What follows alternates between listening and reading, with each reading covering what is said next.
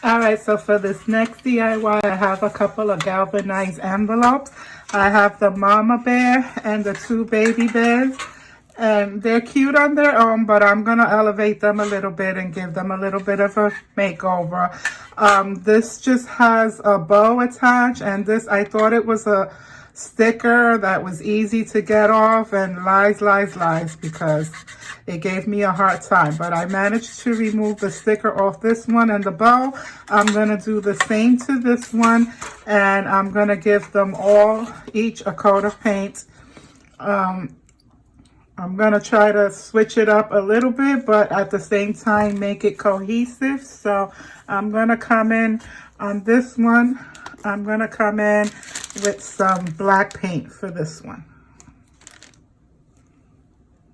So while these two are sitting aside to dry, I'm going to go ahead and give this one a coat with some white paint. And I did go ahead and paint the back side, which wasn't necessary, and the front. I'm going to put something to cover this, so there's no need to paint it.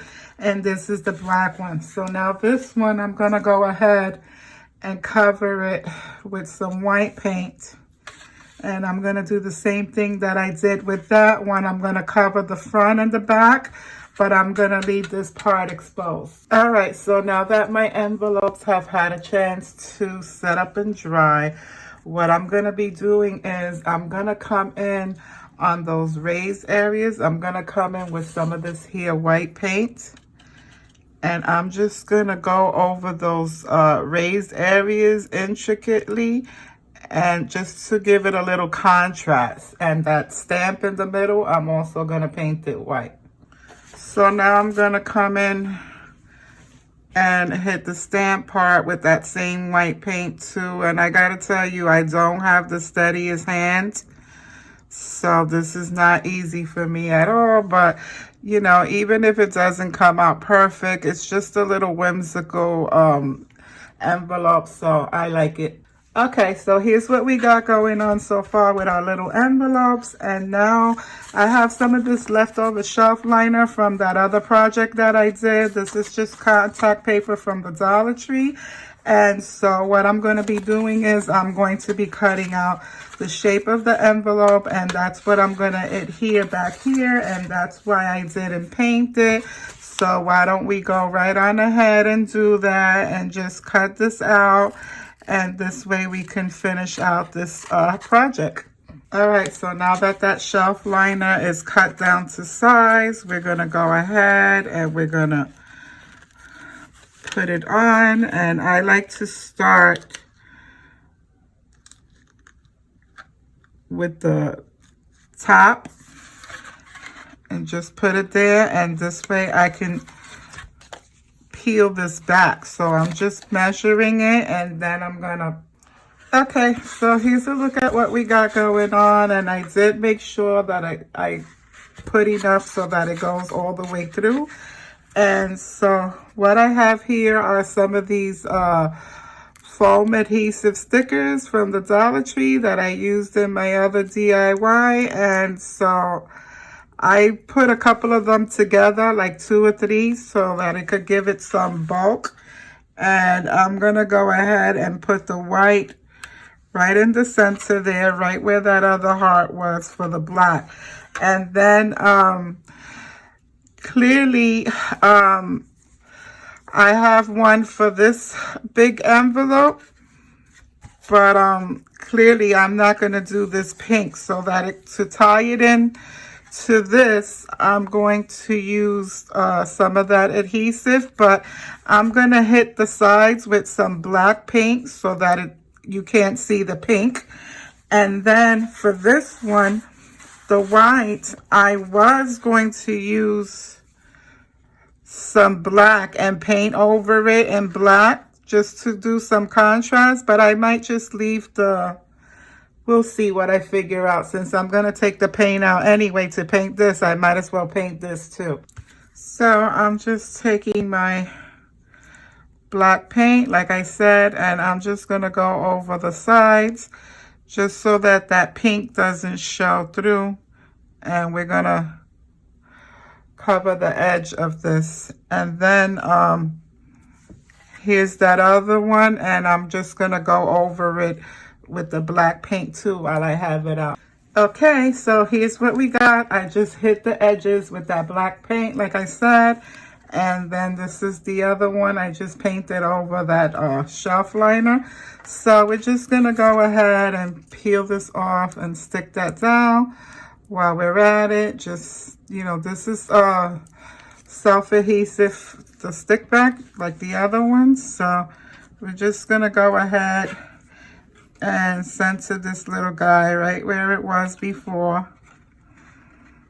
And that's it for that. So there's that. And now we're gonna go on ahead and we're gonna put this shelf paper onto the other foam heart. We're just gonna stick it on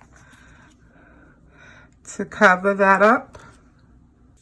And there you have it, guys. That completes these DIYs. I like how I gave each one of them their own individual color heart, so they all have their own identity, yet they all tie in cohesively because of that shelf liner paper. And these are just stinking adorable. You can think outside the box. You can pop these in a tier tray, of course, but you can also hang them and put some greenery hanging from the inside. There's plenty of room in here to tuck some greenery in. You can lay this out on a bookshelf, on a vignette. You could even use these to put a gift card in. Let's say if you want to treat, you know, someone in your life to a spa day or something, or put a Starbucks gift card with a spa day gift card as well, and a cup of Starbucks, and you're good to go. I mean, the opportunities are limitless, and I hope this inspires you to take those little regular galvanized little envelopes and take them up a notch. So I have these two here, wooden heart shaped, from the Dollar Tree Crafter Square section, and you're not going to be able to tell on camera, but I'll let you know that I took some of that clear transparent magic cover shelf paper from the Dollar Tree that people also use as transfer sheets for their Cricuts, and I just cut out the heart shape. I traced it and cut it out, and then I put that clear film on top to cover, because I want to stain the rest of the heart, but I want to paint the front, so I don't want to get any stain on it, which is why I put that magic cover on it. So what I'm going to do is I'm going to be taking some of this here Antiquing Wax by Waverly, and I'm going to create my own little faux stain here, and I'm just going to add a little bit of water just for the glide factor so that it could go on smoothly like a stain. And I'm going to give it a little mix here until I get it to the consistency that I like, sort of like a stain.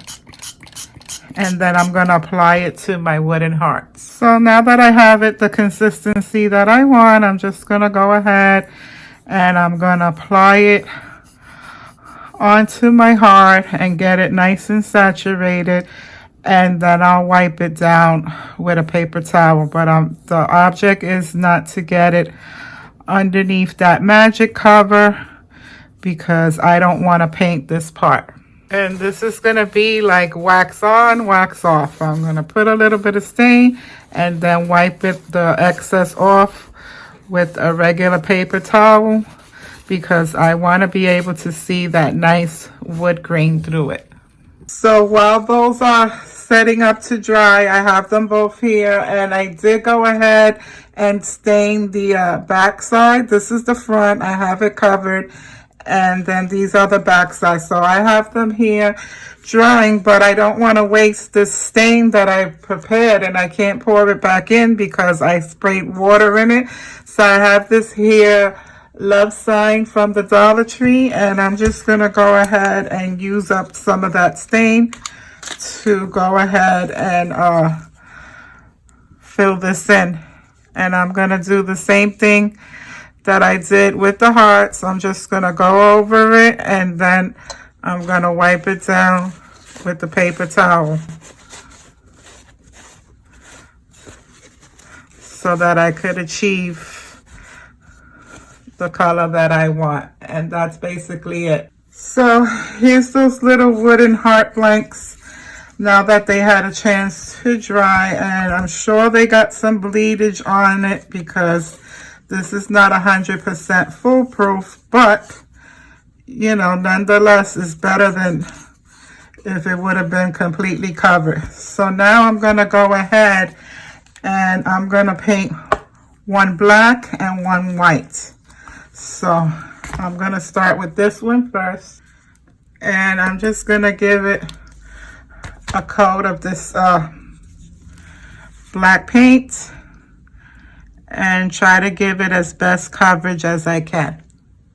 I did get a little bit of seepage too underneath on this one, so I'm probably going to have to give it several coats to, you know, cover that up. But I'm going to do my best to cover it like that one and put it to dry. Okay, so here's a look at what they look like after that paint and stain has had a chance to all set up and dry, and I love them. They look like sugar cookies to me. And so because I normally fly by the seat of my pants, I had no real plan for these. I didn't know what I was going to put on them. And I'm not trying to cut any more vinyl out or anything like that. So I'm going to try to use up some of the scraps that I have. And I have these two pieces of vinyl that I had cut out for another project and I didn't execute it. And then I have these rub-on transfers from the Dollar Tree, and this is just to show you that you don't only have to have a cutting machine to do these kind of projects. So what I'm going to do is I'm going to keep the keep calm part, and I'm going to cut this out so it'll say keep calm end, and then I'm going to cut out the word celebrate here on this these rub-on transfers. I'm just going to cut out the word celebrate, and I'm going to try to use that.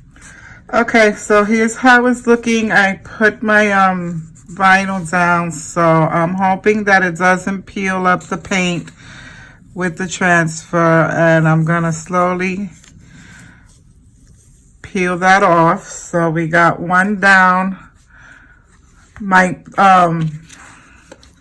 biggest fear is the rub-on transfer, that it's going to pull up the paint, because I never really used rub-on transfers on painted surfaces before.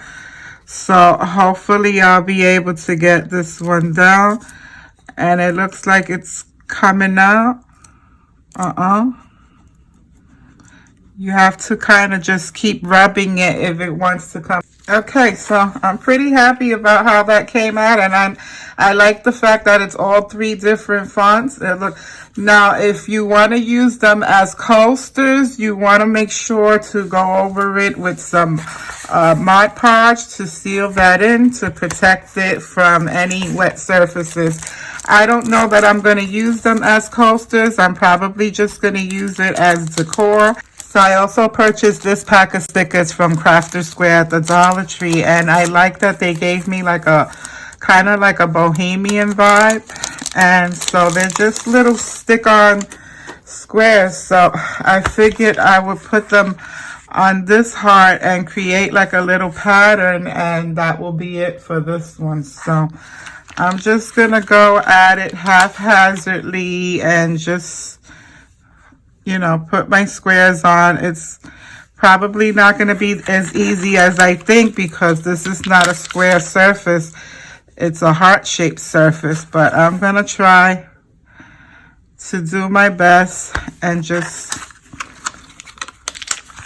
do a little pattern here. And there you have it, guys. That's all she wrote for this project. I now pronounce this a completed project, and it was pretty simple enough to do. I just stained it, painted the front, and added some embellishments, and that's it. And now I have two cute little I still think they look like sugar cookies. So I'm loving the way that they came out. So I'm gonna be popping these guys in my tier tray, and I hope you like it too. All right, so for this next Dollar Tree DIY upcycle, I have this little here Valentine's banner, and it's cute as is, but I'm gonna take it up a notch by making it go more cohesively with the rest of my decor. So I'm going to start by removing all of these little embellishments that it has, the raffia and the buttons and such. I'm going to take them off. So now that I removed the raffia, I'm also going to remove the buttons and the twine, and I'm going to try to take this backing off in general, because I'm going to be using some of this here Crafted Square felt from Dollar Tree, and I like the way it looks against a black backing as opposed to the red. So I'm going to try to carefully peel this up and separate it.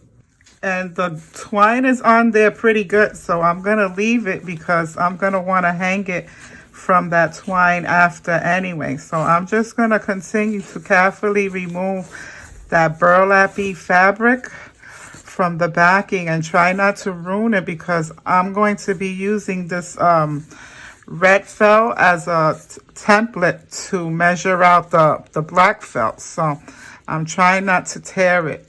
So now that I removed all those tedious little embellishments, and this is what that piece of burlap that was attached to it looks like, I'm going to toss that all to the side. And remember, I'm going to use this piece of felt as a template. So I'm going to open up my felt from the Dollar Tree, my black felt, and I'm going to try to measure it out to size with the red one.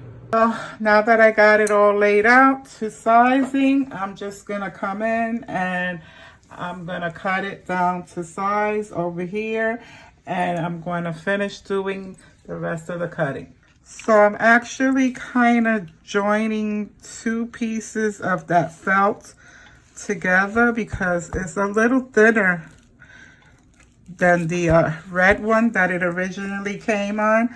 So I needed that reinforcement, so I cut two pieces down to size, and now I'm just fusing it together so that I can put my burlap on top. So this is what we got going on. So now I'm basically just doing the same thing that I did with the felt when I fused it together, and I'm going to just tack that piece of burlap down to the felt, and I'm going to continue to do so as such. Okay, so instead of putting back this raffia that it came with that heart, I decided to tie a couple of bows with this black jute string from the Dollar Tree, and I just wrapped it around my fingers a couple of times, and I'm going to go ahead and put it right exactly in the same spot where that raffia ribbon was, and I'm going to put it there as such. And then I'm going to do the same thing with the top one, and I'm going to apply it right where the other ribbon was, and I'm going to hold that there for a few seconds as well. So I decided that I kind of like the way those two buttons look that it had originally. So I'm going to put those two buttons back into the same spot. But then instead of this red heart that it had, I found these little neutral wooden hearts in my stash that I had already. And I'm going to glue those in the center, and then the bottom ones, I'm going to glue it to the bottom of the sign as such. So I'm just going to glue it right back where it was, right by that jute rope. That's where it was before. And I'm just going to press it there into place and repeat the same thing on the other side. Lastly, I'm going to drop this little gem right in the center, as well as the other two on the corner, and that will finish out this project. I'm just going to hold it there in place for a couple of seconds right on top of that knot.